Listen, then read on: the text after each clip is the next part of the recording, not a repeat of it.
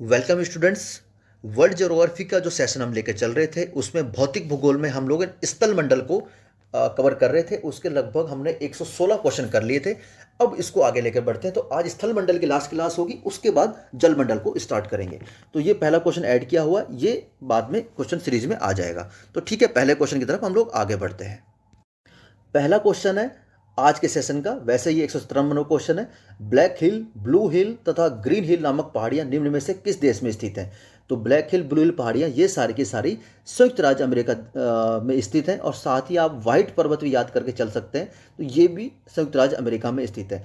इस सीरीज के सारे क्वेश्चन हमने ऐड किए हुए लास्ट में। जितने भी इतने इसमें क्वेश्चन है सबके आंसर ये लास्ट में ऐड किए हुए हैं। जो पीडीएफ हमारी जो टेलीग्राम और व्हाट्सएप ग्रुप में अपलोड हो जाती है, उसमें आप जाके डायरेक्ट भी पीडीएफ को सॉल्व भी कर सकते हैं। ठीक है, तो नेक्स्ट क्वेश्चन देखते हैं। निम्न में से कौन सा पर्वत महाद्वीपीय जल विभाजक के रूप में जाना जाता है? तो इनमें जो रॉकी पर्वत है वो महाद्वीपीय जल विभाजक के रूप में जाना जाता है। क्यों जाना जाता है? जैसे मान के चलिए ये उत्तरी अमेरिका हो गया, ये दक्षिणी अमेरिका हो गया। तो रॉकी पर्वत जो स्थित है यहाँ पर स्थित है, यहाँ पर स्थित है। और यहाँ पर आप जानते होंगे पनामा नहर है, यहाँ पर आके यहाँ तक स्थित है। तो ये एक जल विभाजक के रूप में पर्वत यहाँ तक इसको काम करता है, पनामा नहर तक। तो इसलिए इसे एक महाद्वीप ये हो गया उत्तरी अमेरिका और एक हो गया दक्षिण अमेरिका। तो इसलिए इसको महाद्वीपीय जल विभाजक के रूप में जाना जाता है। ओके, नेक्स्ट क्वेश्चन है डाइक क्या है? डाइक ना बेसिकली जब ज्वालामुखी बाहर की तरफ निकलता है, जब ज्वालामुखी बाहर की तरफ निकलता है तो यहाँ पर ज्वालामुखी का जो भीतरी क्षेत्र होता है ना, आंतरिक क्षेत्र होता है, वहाँ पर एक वर्टिकल, ठीक है, वर्टिकल ऊर्ध्वाधर जिसे बोलते हैं, वर्टिकल एक चट्टान सी खड़ी हो जाती है। लावा यहाँ पे जम के रुक जाता है। मतलब ये चल रहा है चलते चलते अगर कभी ये बंद होगा ज्वालामुखी तो यहाँ पर एक चट्टान बन जाती है। मैंने इसकी पिक्चर भी ऐड करी होगी, आपको ज़्यादा क्लियर हो जाएगा। यहाँ आप देख सकते हैं, यहाँ पर देखिए कि ये ज्वालामुखी कभी रहा है, ये ज्वालामुखी का भीतरी का क्षेत्र रहा है। तो एक पोर्शन इसको काट दिया गया है, ये काट के बनाया गया है। ये भीतरी क्षेत्र है, इसको काट दिया गया है। तो अब देखिए ये जो स्थलाकृति खड़ी हो रही है ना, ये वाली वर्टिकल रूप में, इसे ही हम डाइक कहते हैं। ठीक हो गया, तो ये डाइक कहा जाता है। अब आप समझ गए होंगे मेरे ख्याल से।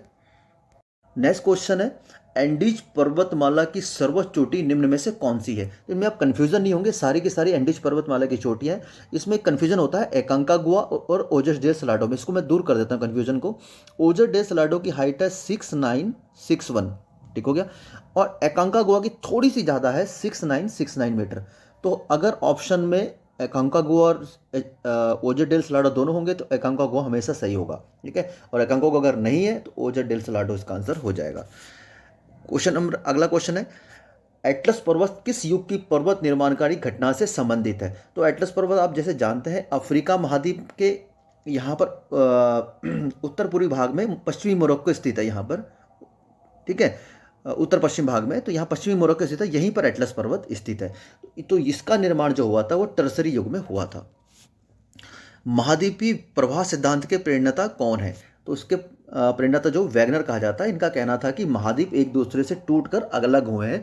जैसे ये अफ्रीका महाद्वीप है, तो उनका कहना था कि भारत भी यहाँ पर कहीं कहीं, भारत भी यहीं भारत था, तो यहाँ से टूटकर अलग होकर भारत ऊपर की तरफ शिफ्ट हो गया है, भारत ऊपर की तरफ शिफ्ट हो गया है। तो उन्होंने ये कई चीज़ें अलग अलग महाद्वीप शिफ्ट होकर बने हैं, तो ये सिद्धांत को प्रेरणा दिया था, इस सिद्धांत का प्रेरणा था वैगनर जी। अगला क्वेश्चन है स्टैक स्थलाकृति का निर्माण निम्न में से किस क्रम में होता है? जब देखिए ना समुद्र का जो तट होता है, जब समुद्र का तट होता है वहाँ पर अलग अलग प्रकार के अंदर पहाड़ियाँ भी होती हैं। जब एक पहाड़ी बिल्कुल अलग हो जाती है, आपको अलग समुद्र के अंदर अलग सी पहाड़ी दिखाई देगी। मैं आपको पिक्चर दिखाता हूँ, उससे ज़्यादा क्लियर हो जाएगा। तो पहले तो आंसर क्या है कि ये सागरीय लहरों द्वारा निर्मित है, ठीक है। इसका आंसर तो सी हो जाएगा। और मैं आपको दिखाता हूँ पिक्चर। अब यहाँ देखिए, ये जैसे सागरी, ये तट, ये तो तट हो गया, ये तट हो गया। अब ये जो पहाड़ी, छोटी छोटी पहाड़ियाँ हैं तट के बाहर, ये सागर तल हो गया। जब ये छोटी सी पहाड़ी बाहर की तरफ निकल आती है ना, ये वाली, तो इसे ही स्टैक कहा जाता है, ठीक है। तो इसका आंसर हो जाएगा सागरी लहरें द्वारा, ठीक है। ठीक है, अगला क्वेश्चन देखते हैं। विश्व की अधिकांश ज्वालामुखी घटनाएं कहाँ घटित होती हैं? तो आपने देखा होगा कि पूरा जो हमारा भूमंडल है, चाहे सागर है, महाद्वीप है, स्थल मंडल है, वो सारा का सारा प्लेटों पे बसा हुआ है। ये प्लेटें होती हैं, ये प्लेटें आपस में खिसकती हैं। ये प्लेटें दो तरीके से खिसकती हैं, तीन तरीके से खिसकती हैं, लेकिन मैं आपको दो बताऊंगा। या तो ये प्लेटें एक दूसरे के ऊपर और जाएंगी, ठीक हो गया, या एक दूसरे से दूर जाएंगी। दो ही तरीके हो सकते हैं फिलहाल के लिए। मान के चलते हैं, दूर जाएंगी। तो अभी क्या होता है कि जब ये पास आती हैं तो इनको बोला जाता है, ये प्लेट इधर से जा रही है और ये इधर से आ रही है, तो इनको बोला जाता है रचनात्मक प्लेटें। तो जब इन कंडीशन में भूकंप आने का, जब ये प्लेटें आपस में रगड़ खाती हैं, ये प्लेट इसके पास पहुंच जाएगी, जब आपस में रगड़ती है तो ये चांस होता है भूकंप आने का। ठीक हो गया। अब जो दूसरी कंडीशन है, जब प्लेटें एक दूसरे से दूर जा रही हैं, एक प्लेट ये है, एक प्लेट ये है, तो ये प्लेट इधर जा रही है, इधर खिसक रही है, तो यहाँ जो लावा या मलबा इकट्ठा है वो बाहर आने का प्रयास करता है, तो इसे विनाशी प्लेटें कहा जाता है। ठीक है, मतलब एक प्लेटें एक दूसरे से दूर जा रही हैं, तो जब प्लेटें दूर जाती हैं तो विनाशा तो प्लेटें बोला जाता है, और ज्वालामुखी खतरा होता है। जब प्लेटें पास में आती तो रचनात्मक प्लेटें कहा जाता है। तो इसका सही उत्तर हो जाएगा option number D. Next question है, बहते हुए जल नदी द्वारा निर्मित आकृति विहीन मैदानों को निम्नलिखित में किस नाम से जाना जाता है? मतलब बहते हुए जल नदी द्वारा निर्मित आकृति विहीन मैदान है, उनको किस नाम से जाना जाता है? तो इनको कहा जाता है पेनी प्लेन। इसकी मैंने एक पिक्चर ऐड करी हुई, वो आपको मैं दिखाता हूँ, एक सेकंड, तो आपको ज़्यादा क्लियर होगा। ये है पेनी प्लेन। ठीक है, तो ये पिक्चर बहुत ज़्यादा क्लियर तो नहीं है, फिर भी ये कोई नदी थी, यहाँ भी यहाँ भी कभी बही होगी, यहाँ भी बही होगी। तो यहाँ पर जब ये बहते समय अपना जो निक्षेप है यहाँ पे छोड़ देती है, और उसके बाद फिर अपने दूसरे रास्ते में बहना स्टार्ट कर देती है, तो ये तो मैदान बन गया ना, तो इसी को ही पेनी प्लेन कहा जाता है। नेक्स्ट क्वेश्चन है, टोम्बोलो स्थलाकृति का निर्माण किस प्रक्रम द्वारा होता है? तो टोम्बोलो जो होता है ना, जैसे ये समुद्र के अंदर ये दो द्वीप है, मान के चलिए ये समुद्र है, ये दो द्वीप है, तो इनके बीच का जो एक रास्ता जो होता है ना, जैसे रेत के द्वारा या किसी अन्य चीज़ के द्वारा एक रास्ता जो कनेक्ट करता है, उसी को ही टोम्बोलो कहा जाता है। मैं दिखाता हूँ, इसकी भी एक पिक्चर रखी हुई मैंने। देखिए, इस पिक्चर से ज़्यादा समझ पाएंगे आप। मान के चलिए एक द्वीप ये है, एक द्वीप का आपको ये दिख रहा होगा, ये पूरा समुद्र के अंदर है, और ये एक द्वीप ये दिख रहा होगा, कोशिश मैंने करी दिखाने की। अब इसके बीच का जो रास्ता ना, ये वाला इस वाले रास्ते को ही टोम्बोलो कहा जाता है। जनरली ये रास्ता कभी डूब भी जाता है, लेकिन जब समुद्र में भाटा आता है तो ये रास्ता आपको दिखाई देने लग जाएगा दो द्वीपों के बीच में, इसे ही टोम्बोलो कहा जाता है। ठीक है, तो नेक्स्ट क्वेश्चन है, ग्रिफिथ टेलर के अनुसार मानव उद्गम क्षेत्र पाया जाता है, मतलब मानव का उद्गम कौन से क्षेत्र में होता है? ये तो आपको पता है, मानव जाति का पालना अफ्रीका को कहा जाता है, तो यहीं से शुरुआत हुई थी, अफ्रीका से ही। यूपीएससी 93 का क्वेश्चन है। नेक्स्ट क्वेश्चन है, निम्नलिखित में कौन सी झील भ्रंश घाटी में स्थित है? आपने विक्टोरिया झील का नाम सुना होगा, अफ्रीका में पाई जाती है, अफ्रीका में है। रिफ्ट वैली मतलब ऐसी चट्टानें जो खड़ी चट्टानें होती हैं, ठीक है, जिनको नदियों द्वारा या पानी द्वारा काटना बड़ा मुश्किल हो जाता है, तो वहाँ पर जो पानी का जमा हो जाता है, रिफ्ट वैलीज वहाँ पर ही बहती। जैसे नर्मदा नदी है, हमें रिफ्ट वैली से बहती है और जाके ज्वार नदमुख बनाती है, तो वो क्या होता है, अपने साथ जो लाए वाला निक्षेप है वो छोड़ नहीं पाती, लेकिन इन्हीं के घाटियों के बीच में ना झीलों का निर्माण हो जाता है, तो इसी को बोला जाता है रिफ्ट वैली। तो ये विक्टोरिया झील आपका रिफ्ट या भ्रंश घाटी में अवस्थित है। दक्षिणी गोलार्ध में किस अक्षांश के पास में समीप स्थलीय भाग पूर्ण रूप से अनुपस्थित है? दक्षिणी गोलार्ध, आप जैसे आपको पता होगा कि ये विषुवत रेखा जा रही है, और हमारा तो भारत ऊपर की तरफ है, उत्तरी गोलार्ध में स्थित है, और यहाँ पर जैसे आपका जैसे ये अफ्रीका इधर हो जाएगा, इस अफ्रीका का और नीचे जब जाते हैं तो यहाँ पर पूरे का पूरा समुद्री क्षेत्र आ जाता है। तो ये जो चीखता साठा आपने सुना होगा, गरजता चालीसा, ठीक है, भयंकर पचासा, चीखता साठा, तो ये जो क्षेत्र है ना, जो हवाओं का जो क्षेत्र होता है, बहुत ज़्यादा हवाएं तेज बहती हैं भयंकर रूप में, क्योंकि वहाँ पर कोई भी रुकावट नहीं है, कोई महाद्वीप या स्थल पहाड़ पर्वत नहीं है, तो वो हवाएं बहुत तेज बहती हैं, तो इसको चीखता साठा भी कहा जाता है। तो 60 डिग्री का क्षेत्र जो होगा ये इस यहाँ पर पूर्ण रूप से स्थलीय भाग अनुपस्थित है। नेक्स्ट क्वेश्चन है, इंसलबर्ग या छत्रिका, ये क्वेश्चन पहले भी आ रखा है। जैसे ही कोई चट्टान है ना, ये चट्टान है, इसका जो निचला भाग है ये थोड़ा सा कमज़ोर होता है, तो ये हवाएं जब चल रही होती हैं, हवाएं पवने, तो ये एक दिन की प्रोसेस नहीं होती, बहुत लंबी प्रोसेस होती है, तो इसको हवाएं इस पर डैमेज करना स्टार्ट कर देती है, अपने साथ लाया हुआ धूल कण हो गया, बालू हो गया, कई तरह हवा के साथ चलती चीज़ें, तो ये इसको डैमेज करना स्टार्ट कर देते हैं। तो कई साल बाद, बहुत समय लग जाता है, तो इसकी जो आकृति बन जाती है ना, इस तरीके से ये कट जाता है नीचे वाला एरिया, तो इसकी आकृति इस प्रकार से बन जाती है, छत्रक टाइप की बन जाती है, छत्रिका टाइप की, तो इसके इंसलबर्ग कहा जाता है। तो इसका जो निर्माण होता है ये पवनों द्वारा होता है। ओके, संप्राय मैदानों के मध्य छोटे छोटे टीले होते हैं, तो इनको क्या कहा जाता है? तो इनको जो कहा जाता है मोनैड नॉक कहा जाता है। मैं एक बार दिखाता हूँ आपको। अभी हम लोगों ने ना पेनी प्लेन का हाथ पढ़ा था, तो पेनी प्लेन तो ये हो गया। अब इनके मध्य कभी कभी छोटे छोटे जो टीले बन जाते हैं ना, इस टाइप के टीले जो बन गए, तो उसे मोनैड नॉक कहा जाता है। ठीक है, नेक्स्ट क्वेश्चन है, यदि नदी के वेग को दुगना कर दिया जाए तो उसकी परिवहन शक्ति कितने गुना हो जाएगी? तो जो परिवहन शक्ति होती है ना, तो वेग का वेग का आप वेग की पावर 4 कर देंगे तो वो आपका निकल आएगा परिवहन शक्ति। मतलब अगर 2 है तो 2 की पावर 4 हो जाएगा, तो 64 गुना बढ़ जाएगा। तो इसका आंसर हो जाएगा 64 गुना। एक संकरी गहरी तथा तीव्र ढाल युक्त किनारों वाली नदी घाटी को किस नाम से जाना जाता है? तो जैसे नॉर्मली क्या होता है, जब नदी घाटी वैली से बहती है ना, यहाँ से पहाड़ी को बीच से, ठीक है, तो इसे काटते काटते काटते काटते काटते काटते वी आकार की जब घाटी बनाती है, एक पहाड़ ये है, एक पहाड़ है, इसके बीच से नदी बह रही है, तो इसको काटती रहेगी, इधर काटते काटते काटते काटते जब बहुत ज़्यादा गहरी बना देती है तो कैनियन का रूप लेते हैं, इसको कैनियन कहा जाता है। नेक्स्ट क्वेश्चन है, यू आकार की घाटी कहाँ पाई जाती है? तो आप एक बड़े ध्यान से रखिएगा, वी आकार की घाटी बनाई जाती है नदियों द्वारा, और यू आकार की घाटी हिमानी द्वारा, बर्फ द्वारा बनाई जाती है। तो इसका सही उत्तर हो जाएगा हिमानी क्षेत्र द्वारा। ये क्वेश्चन हमने ऐड कर रखा था, मोह स्केल निम्नलिखित में से किसका मापन किया जाता है? ठीक है, मोह स्केल द्वारा किसका मापन किया जाता है? इसमें पहला ऑप्शन है आकाशीय पिंडों की दूरी, और बीच में पिक्चर आ गई, कोई बात नहीं।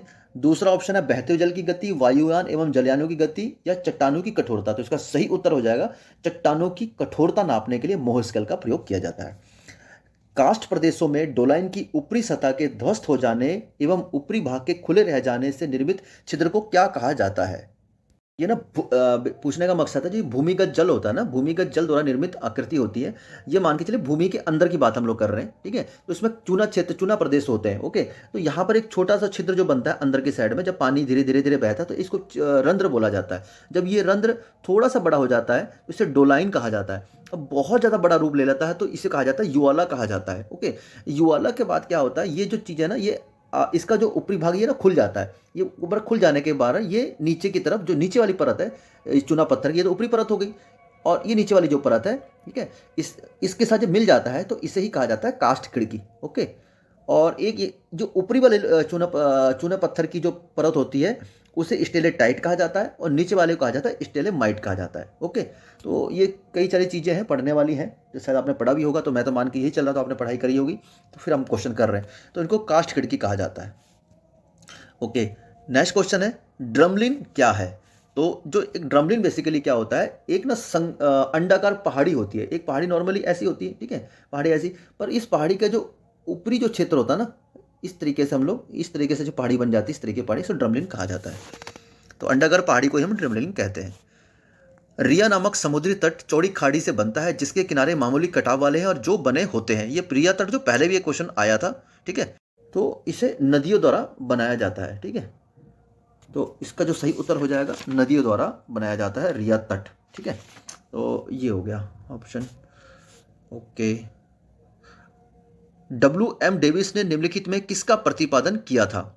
तो WM डेविस ने जो आपका प्रतिपादन किया था, भौगोलिक चक्र, हिमानी अपरदन चक्र, सागरीय अपरदन चक्र, कंदरा निर्माण सिद्धांत, ये सभी के सभी WM डेविस द्वारा प्रतिपादित किए गए थे। नेक्स्ट क्वेश्चन, निम्न में से किस नदी, ठीक है, वह नदी जिसका डेल्टा पक्षी के पैर जैसा है या पक्षीपा डेल्टा ही बोला जाता है। तो मिसिसिपी जो नदी है ना, इसका जो डेल्टा है पक्षीपा डेल्टा कहा जाता है। घोल रंध्र का निर्माण किस प्रक्रम द्वारा होता है? मैंने अभी आपको बताया, कास्ट प्रदेशों में जो रंध्र होता है उसके बाद डोलाइन बनता है, डोलाइन के बाद युवाला बन जाता है, युवाला के बाद कास्ट खिड़की बन जाता है। तो ये इसका जो उत्तर हो जाएगा भूमिगत जल द्वारा, खासकर कास्ट प्रदेश, चूना पत्थर प्रदेशों में बनता है। येलोस्टोन पार्क, जहाँ लगभग 100 गीजर और 4000 गर्म जल के झरने स्थित है, वो कहाँ पर स्थित है? तो ये संयुक्त राज्य अमेरिका में स्थित है। ओल्ड फेथफुल गीजर जो प्रत्येक 65 मिनट के अंतराल पर फूटता है, कहाँ पर स्थित है? तो ओल्ड फेथफुल गीजर, ये भी संयुक्त राज्य अमेरिका में हो जाएगा इसका उत्तर। उस गर्म पानी के झरने को क्या कहते हैं जिसमें गर्म पानी भापी दबाव के कारण धरातल पर वेग से निकलता है? तो इसका भी उत्तर हो जाएगा गीजर हो जाएगा। क्वेश्चन नंबर 145 है, चूना पत्थर का वह स्तंभ जो गुफा की छत से नीचे लटकता है क्या कहलाता है? मैंने अभी आपको बताया था ना कि जैसे चूना पत्थर के 2 क्षेत्र हो गए, एक क्षेत्र ये ऊपर वाला हो गया, एक नीचे वाला हो गया, ओके। और मैंने रंध्र डोलाइन सब बता दिया था, और ये बताया था कि जो ऊपर जो लटकता है उसे स्टेलेटाइट कहा जाता है। कोई भी चीज़ आप जैसे बल्ब करते हो, बल्ब ऊपर लटकता है ना, बल्ब आपका तो टाइट करते हो ना बल्ब होल्डर के अंदर, तो वैसे याद रख सकते हो स्टेलेटाइट, और नीचे वाला स्टेलेमाइट। तो इसका सही हो जाएगा स्टेलेटाइट, ओके। 146 नंबर क्वेश्चन है, पानी के समानांतर पर्वत श्रृंखला में डूबने से जो तट बनता है उसे क्या कहा जाता है? तो ये हो जाता है डाल्मेशियन तट, इसको बोला जाता है कि फ्यूड तट क्या होता है, जब इसके किनारे पे ना बर्फ जमा हो जाती है, समुद्र किनारे पे जब बर्फ जम जाती है तो उसे फ्यूड तट कहा जाता है। क्वेश्चन नंबर 147 है, गेसिर किस द्वीप का महान गीजर है? ये इंपॉर्टेंट क्वेश्चन है। अब इसका आंसर यूएसए नहीं होगा, इसका आंसर हो जाएगा आइसलैंड। तो आइसलैंड का ये महान गीजर है। ओके, क्वेश्चन नंबर 148 पे आ जाते हैं हम लोग। अपरदन का कौन सा साधन यार्डंग का निर्माण करता है? यार्डंग आपको मैं पहले बता चुका हूँ, जो वायु होती है, जब वायु प्रवाहित होती है मरुस्थलीय क्षेत्रों में, और उस मरुस्थलीय क्षेत्र में बहुत सारी बालू उड़ा के ले जाती है, और कभी कभी इस प्रकार की आकृति बना देती है यार्डंग। ठीक है, जब यहाँ पर कोई टीला इकट्ठा हो गया, तो टीला टीला आ गया सामने, कोई चट्टान आ गई, टीला आ गया, तो ये जो वायु है ना, बालू यहाँ पर इकट्ठा कर देगा, तो इस प्रकार की अर्धचंद्राकार आकृति को निर्माण करता है, इसे यार्डंग कहा जाता है। तो ये वायु द्वारा हो जाएगा। ओके, तिब्बत में उत्पत्ति पाने वाली ब्रह्मपुत्र, इरावदी, मैकांग नदियां अपने ऊपरी पाटों में संकीर्ण और समांतर पर्वत श्रेणी से होकर प्रवाहित होती है। इन नदियों में ब्रह्मपुत्र भारत में प्रविष्टि होने से ठीक पहले अपने प्रवाह में एक यू टर्न लेती हैं। इस क्वेश्चन की प्रकृति से समझ गए होंगे, ये यूपीएससी का क्वेश्चन है। ठीक है, तो इसमें ज़्यादा परेशान नहीं होना है। इसका सिर्फ और सिर्फ एक ही जो कारण बनता है, वो आपका कारण हो जाएगा भूवैज्ञानिक तरुण हिमालय के अक्ष संगनी नमन के कारण। अब ये क्लिष्ट हिंदी यूपीएससी पूछ सकता है। इसका सिंपल सा मतलब है, जैसे आप, ये अरुणाचल प्रदेश का, एक सेकेंड, ये अरुणाचल प्रदेश का इलाका है। ठीक है, ये अरुणाचल प्रदेश का इलाका है, यहीं से ये चाइना हो गया, चाइना से ये ब्रह्मपुत्र नदी ऐसे टर्न लेती है। तो हिमालय का जो ये अक्ष संगी जो नमन है ना, मतलब हिमालय का जो झुकाव है, इस तरीके से यहाँ हाइट बढ़ते बढ़ते बढ़ते यहाँ हिमालय की हाइट कम हो जाती है, तो यही अक्षंगे नमन को बोला जाता है, इसलिए ये यूटर्न लेता है यहाँ पर। ओके, ज़्यादा डीप में नहीं जाना, आपको मैंने सिंपल सा निकलने का रास्ता बता दिया। और ये एक इंपॉर्टेंट क्वेश्चन आ गया, जो आपके पर्वत दिए गए हैं और उसका किससे संबंधित है। तो अब देखिए हम मिलाते हैं। इनमें जो अल्गेनी है, ये पर्वत संयुक्त राज्य अमेरिका में है, कैंट्राबियन स्पेन में है, मैकेंजी कनाडा में है, एल्ब्रुज बेसिकली काकेसस पर्वत की सबसे ऊंची चोटी है, जिसका ज़्यादातर भाग तुर्की और रूस के बीच में, लेकिन ईरान में भी कुछ का भाग टच करता है, जिसका उत्तर ईरान हो जाएगा। तो इस प्रकार से जो हमारा सही उत्तर हो जाएगा 150 का ए। अब बढ़ते हैं लास्ट क्वेश्चन की तरफ आज का सेशन का। तो सेशन थोड़ा सा लंबा हो गया, लेकिन क्वेश्चन पूरे कवर करने थे तो कर रहे हैं। संयुक्त राज्य अमेरिका के दक्षिण कैलिफोर्निया में स्थित मृतक घाटी निम्न में से किसका उदाहरण है? तो जो मृतक घाटी है वो रिफ्ट वैली का उदाहरण है। तो ये लास्ट में हम लोगों ने पीडीएफ क्वेश्चन के आंसर भी ऐड किए हुए हैं, तो आप उसको भी देख सकते हैं। तो ठीक है, ये आज का हमारा जो स्थल मंडल का पोर्शन था भौतिक भूगोल में, वो समाप्त हो गया। कल से हम लोग चलेंगे जल मंडल की तरफ। तो उम्मीद है कि ये सीरीज आपके लिए हेल्पफुल रहेगी। सारे क्वेश्चन किसी न किसी बड़े एग्जाम में, छोटे एग्जाम में, सब में आए हुए हैं। तो और आने वाले एग्जाम में इसकी संभावना बन भी जाती है। कोई ऐसा क्वेश्चन नहीं है जो आपको एग्जाम्स की दृष्टि से इंपॉर्टेंट ना हो, या जिसे आप कह सकते हो आप जिसे छोड़ सकते हो। तो ठीक है, बने रहिए, मिलते हैं नेक्स्ट वीडियो में। तब तक के लिए जय हिंद।